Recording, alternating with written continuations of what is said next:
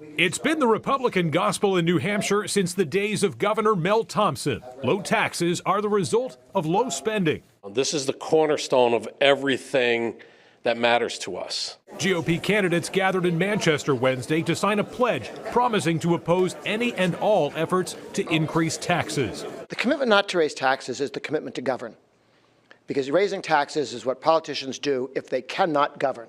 At the national level, Grover Norquist says exercising greater fiscal discipline does not mean having to dramatically cut federal spending. We took a debt of over 100% of GDP at the end of World War II and took it down to 20% of GDP.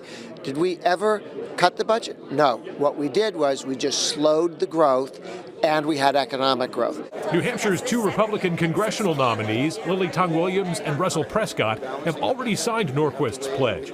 Prescott says he wants to extend the Trump tax cuts and work to close the federal budget deficit. We have a 50% increase just in the last 4 years of our national debt.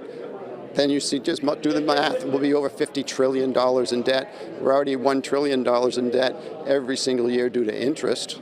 Lily Tong Williams says candidates need to stick to this anti-tax hike pledge because voters have seen spending go up no matter who has control of Congress. They tend to kick the can down the road. Let's not worry about national debt. Let's not worry about out-of-control spending or even inflation, and keep spending. And how high are we going to allow the national debt to grow?